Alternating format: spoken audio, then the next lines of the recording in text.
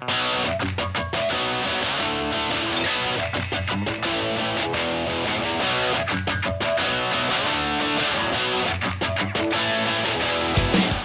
listening to The Talent Sync, a collaborative podcast production about anything and everything recruiting and hiring. Literally the kitchen sink on how all things in talent acquisition work together, should work together, and how sometimes they don't. Now it's time to sync up with your hosts, Leah Daniels and Kevin Grossman. Today's episode is about employer and job candidate existential AI. Enjoy the podcast.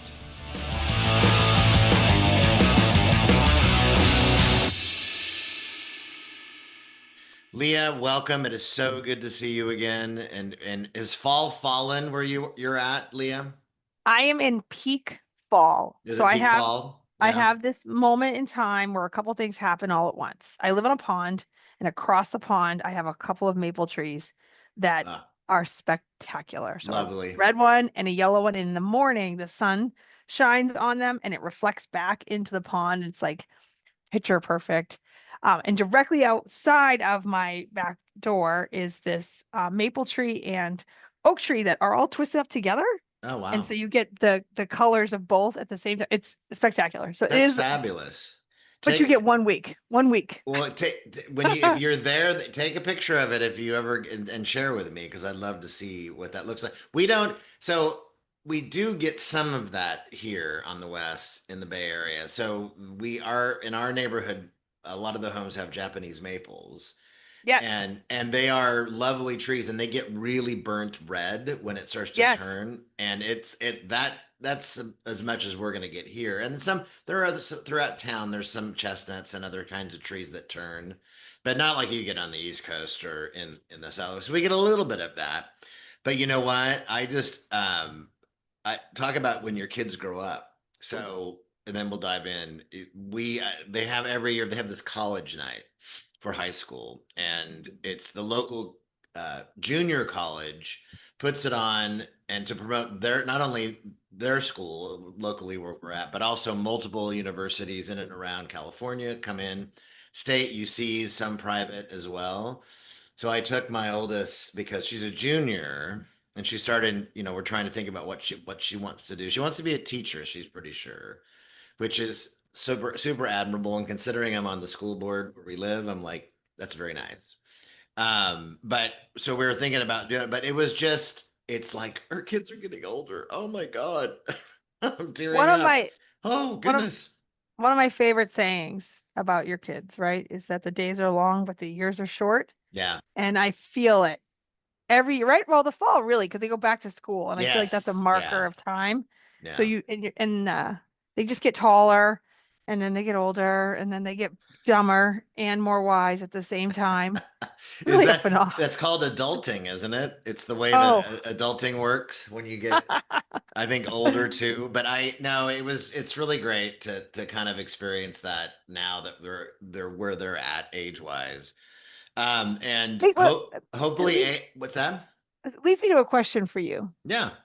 Are the AIs starting to get into adulting? Because they're both getting smarter and dumber at the same time. Well, see, that's the nice segue, right? Because you and we've been kind of bantering back and forth behind the scenes, and I know that so in the past 4 weeks, I've been doing dozens of data reviews with the participants in our benchmark research this year. And I look forward to these conversations every year because this is when we're doing our final reporting for them, for what we've seen and learned, and what our recommendations for them too. And fascinating discussions where now we've got job candidates using more AI to help Yep. them in whether that's generative AI, whether that's AI platforms, whether it's trying to even cheat during the interviews.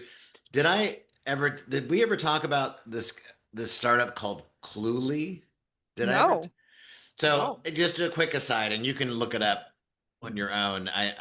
There is a company called Cluely that their main value prop is to help people cheat Oh, with that's AI. lovely. I'm That's being lovely. totally serious. And one of their early sub value props, which they have since removed from their site, was to help job candidates cheat. to try to get an upper hand. So there's a lot of stuff. So candidates are using it more, and now employers who feel who have untenable volumes of, just to be honest, crap applications that are serial appliers that aren't qualified people, and fake candidates now, which is also growing. They're trying to combat that by they're having to start to escalate using AI to help screen out. And more employers in our own data this year are doing it. Almost 40% said they are, which was a big jump for me. So this is where we're at. So yes, it's getting smarter, maybe dumber too, right? Well, And coming, but everybody's, it's really kind of a hot mess because right now the market's, by the way, the market's crap. I mean, it's the worst candidate market that you and I have seen in recent memory, to be yeah, honest. I think 2009 might be the last time. Yeah, I mean, 2009 the was mortgage really messy. crisis. Yep, Yeah, that was exactly. messy. So Yeah, one more element in all of this, right? So yeah, there's an organization that's been in our space for a bit of time trying to help with the AI governance and doing how do you do it right and all that. And they got acquired they got this acquired. Yeah, week. I saw So that. Fair Now AI was acquired, but worse than that, they've decided to move away from their HR and tech and recruiting practice. So like we're kind of all this group of people on a boat Yeah. together on this thing in really a vast ocean of uncertainty. And the things that we might have held on to help prop us up are starting to slip away. So this is messy, right? This is getting worse, not It better yet. is. No, it is. And there's only, so many regulatory laws in place right now. And around the world, much less in the United States, like California and New York are probably the most stringent, I think, when it comes to using AI for screening applicants. And you heard about there's a law in the province of Ontario, where Toronto is, that Yes, starts Jan 1, it's that coming.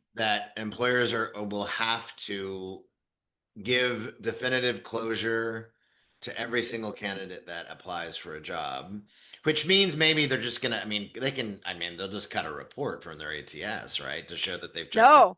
Oh, it's going to be so much So, worse than so that. tell me, because I haven't dug super into this yet. So tell me. So here is for me. All right. And we're going to preface this with Leah's a nerd and thinks about weird stuff. That's why I like Leah. Thank you. Yes. So, as long as your entire candidate experience starts and ends at your ATS, Hmm. then there should be some version of automation that will allow you to auto disposition and send out at least the template. Thanks, but no thanks. You didn't get it. Which we do, Closure which email. is now. Right. But wait, there's more. Okay. Um, there's a couple of problems with this. Okay.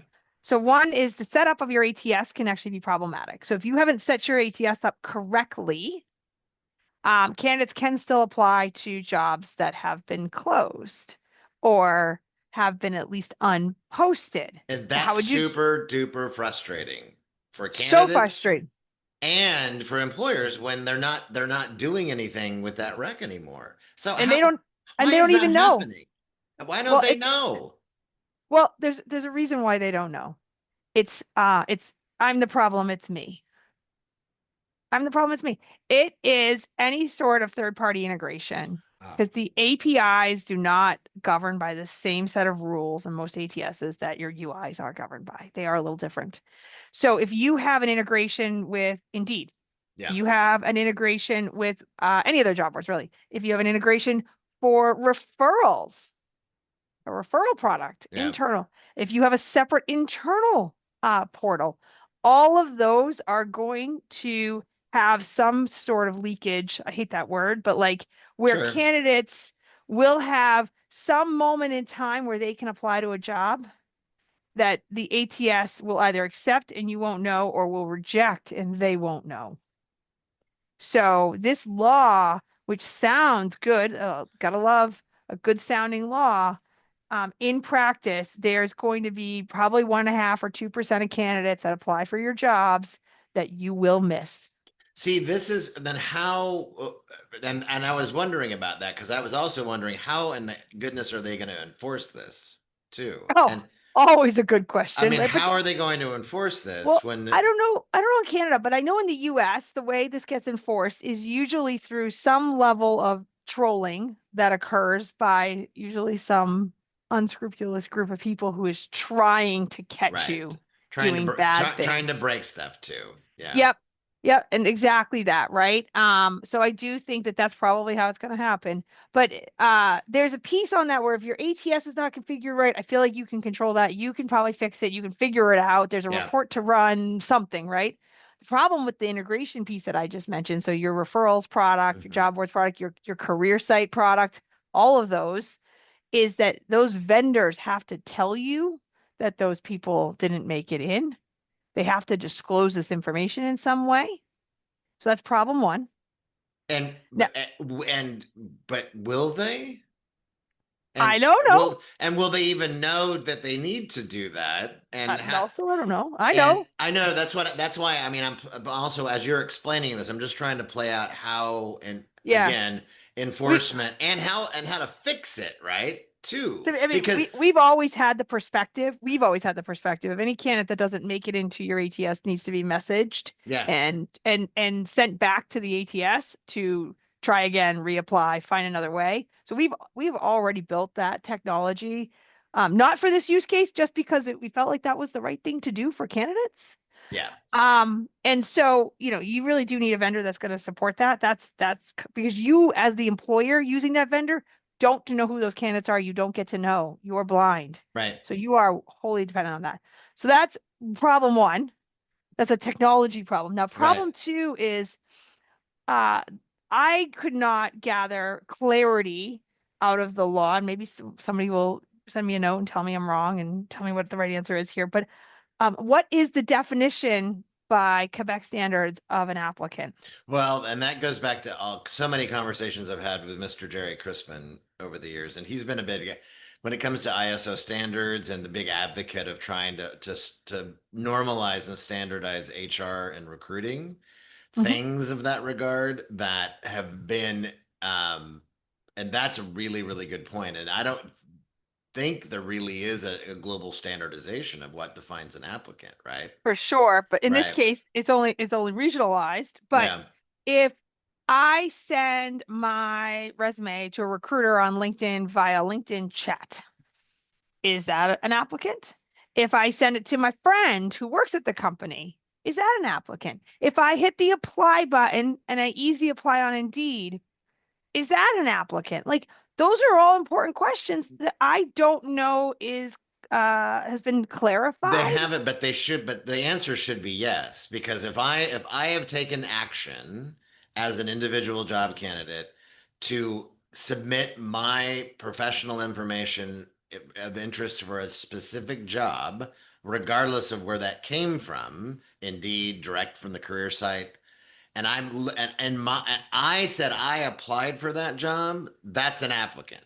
But if I send my information to uh, Joe Smith, who is a manager at ABC Company, Yeah. the job isn't even in his group. I just know Joe, and I've sent him my information. What is the company's obligation in that? Do you know what I mean? Like there is an Yeah, I element here mean, of like where is those lines? that's a vague and gray. But if I get if that person gets submitted into the applicant tracking system tied to a specific job, Sure. then yeah. So I Or understand there's or some. if the candidate has a reason to believe or like a reasonable belief that their information was submitted. I Well, think that's this probably the that's detail. true. That's true. You know, when I think about pay transparency laws that have grown over the years, but where that is not as complicated as what we're discussing right now, right? Because I literally just need to advertise my job salary ranges and Yep. within a realistic band for each one, and or just post it all outright altogether what the salary is, and then I'm covered in that regard in those laws. But this one, you're really unpacking it for me and hopefully our listeners too, and those that employers that are going to have to deal with this if this is one of those things that starts creeping Which because with the lawsuits that are happening now with those who said they're being screened out by AI, which kind of brings it back to where we're at. that could increase the potential of more and more of these laws to pop up, For sure. right? No, so let's talk about AI screeners, right? We're in a situation now where we know more and more candidates are using, at minimum, a GPT to rewrite their Yes, resume. very much. Yeah. Even though Um, what's interesting about that, just really quick, that in our own data, uh, it's still not a very high percentage, but I think it's underreported now because I think candidates, even though it's anonymous feedback that we receive, I think they're wary of admitting that they're using AI in this world where they're also railing against AI being because they do believe they're being selected out all the time by yep, AI. for sure. So Yeah. I would say, looking at like a scatter plot of resumes against a singular job, Yeah. there's clearly some overlap happening in certain areas Yeah. where you can't but assume that there is an AI rewriting, given just sort of the Oh, of nature of the course. Right. choices of words being used. I think that's a given. My friend Jerry Crispin, who we mentioned already, would tell you that the resume is finally going to see the end of its life soon because of this. This Yes. is going to cause the Yes. death Because of the resume, that's true. Yeah. right? Right.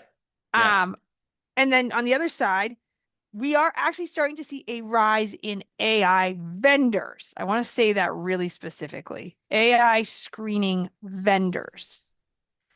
I don't know how much AI screening is happening as much as I'm seeing more and more vendors providing a solution with AI screening.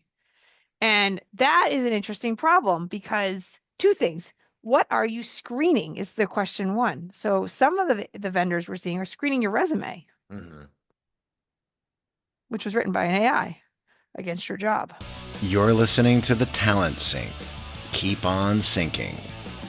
With us, not really sync. Sync with us. Thank you. What do your candidates think of your recruiting process? The annual Candy Benchmark Research and Awards program helps you and your organization measure and understand your overall candidate experience ratings from pre-application to onboarding. Benchmark your candidate experience today. Go to surveil.com/candies, Candes.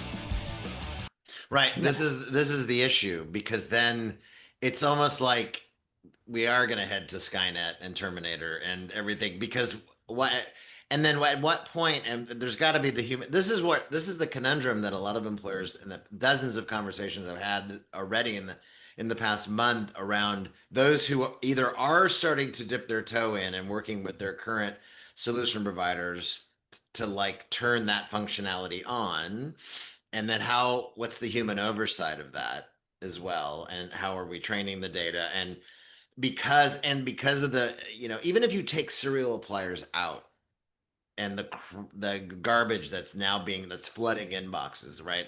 Mid-size to global, even hiring cooling right now. I mean, companies are telling me they open up a rack and they've got 1,000 applications within 2 hours, right? And most of it is just completely unqualified, just hogwash. And blessings to everybody out there in the market right now that is looking for a job. I mean, especially salaried professionals to management to senior leadership. That it is a horrible market for them right now.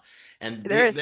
there are folks who want and or need a job that are just flailing right now and trying to So and even if they're using their own tools to try to get noticed, so go on. Sorry, I just had to say a piece about them right now because it sucks.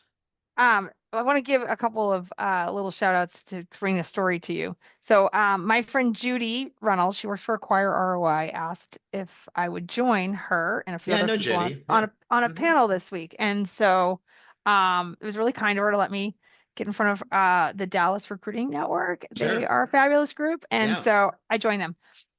Among other interesting folks on the panel was Jeremy Roberts, who's Yeah. you may know, but he's at Yeah. Tenzo.io, I believe is what the He's company's he's called. at an AI company now. Yeah. And he had such an interesting statement. Like, I think he sat on it for the full hour and just walloped me with it at the end. Yeah.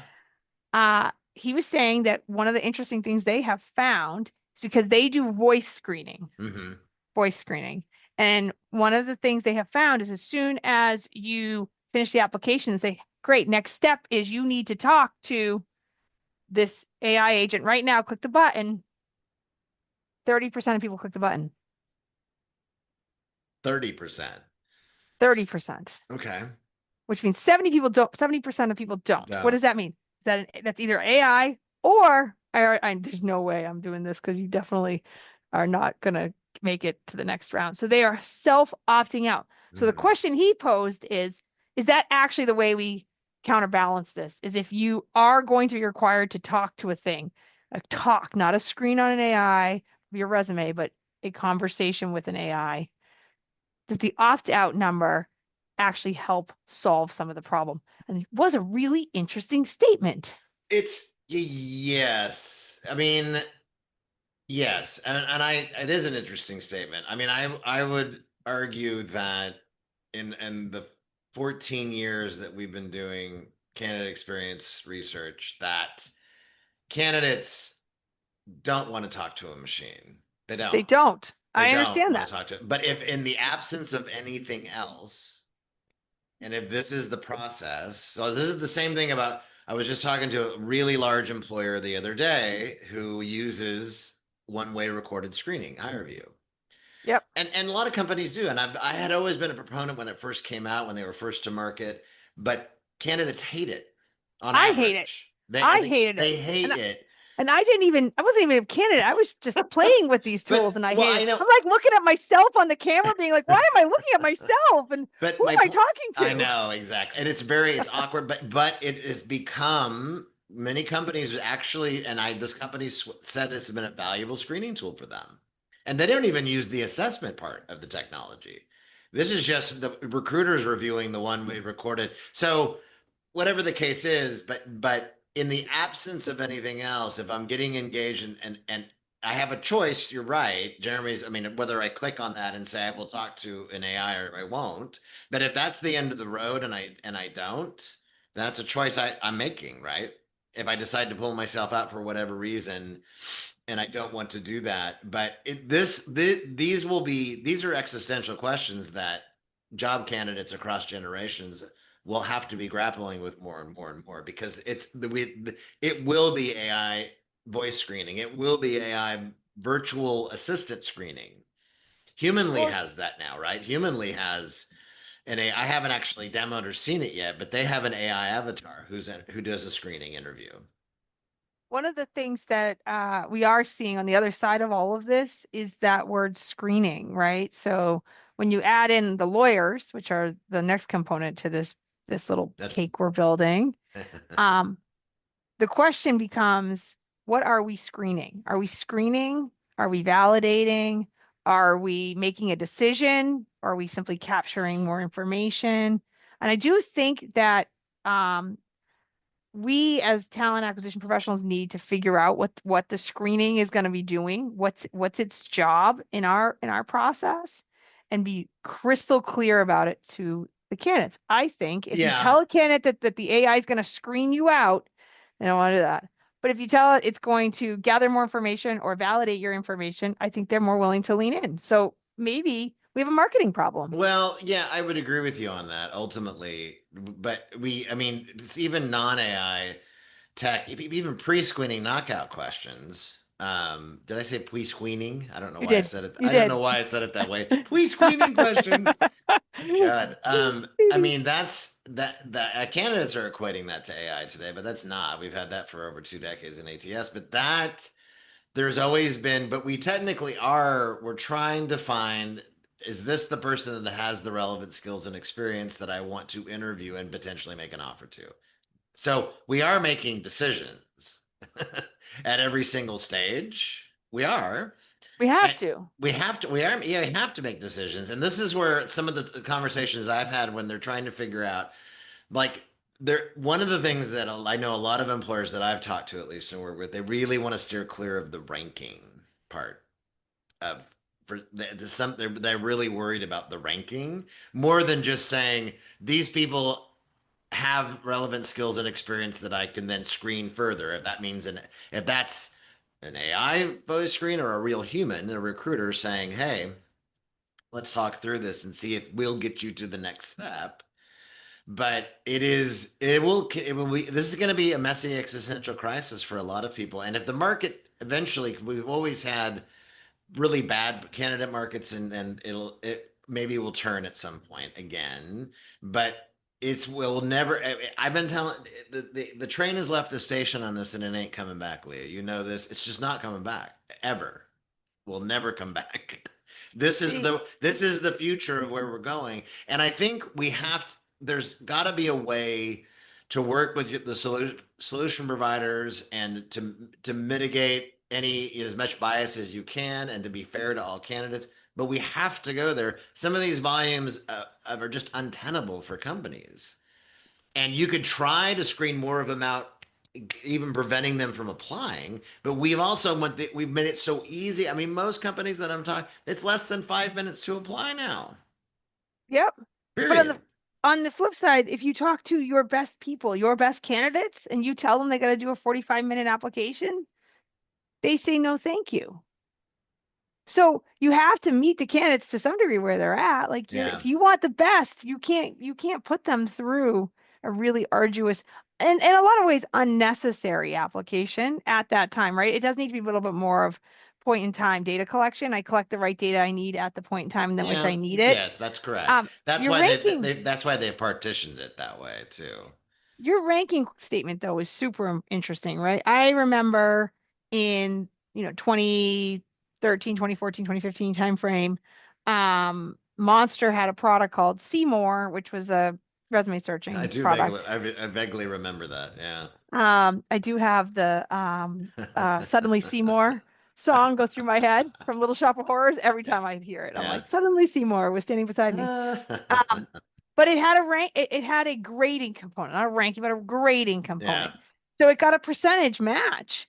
And, you could say, oh, we weren't telling the recruiter which one to pick. But if you think about what they did, they went, all right, sort highest at the top, start there.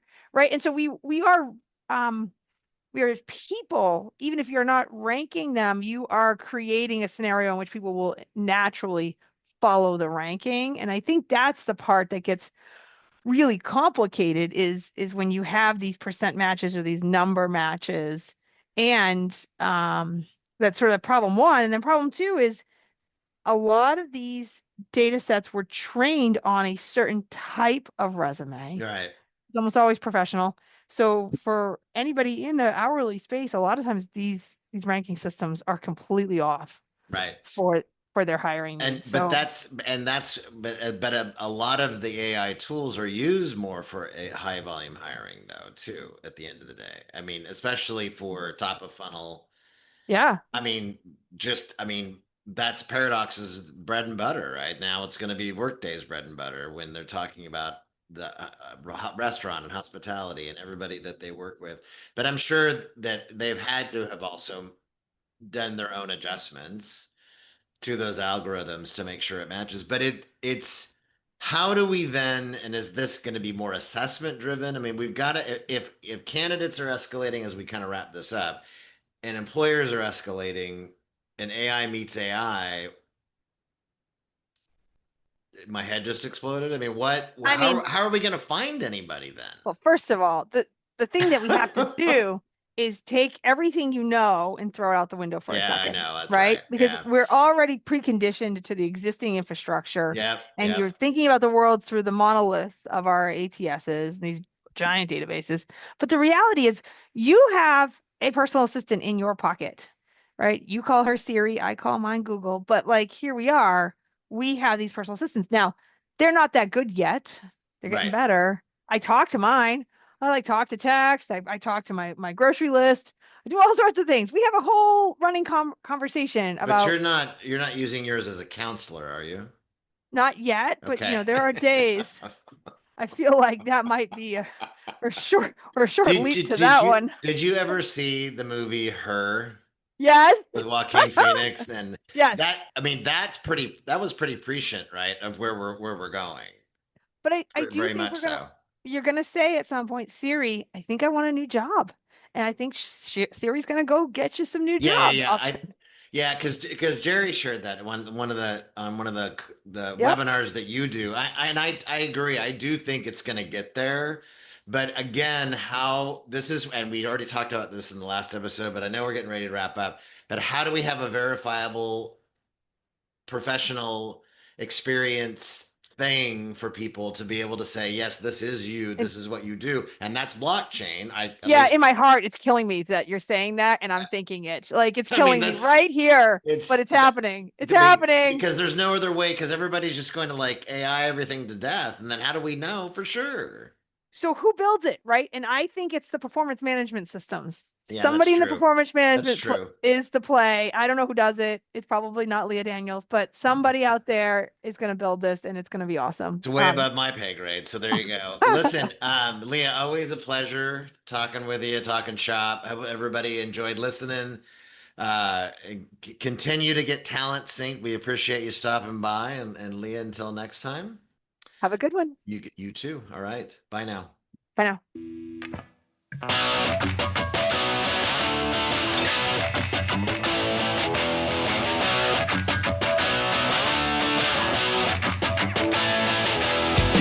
Thank you for listening to the Talent Sync podcast, a Surveil, Candy, and Job Sync collaboration. More episodes soon. Subscribe to our podcast via your favorite podcast player today.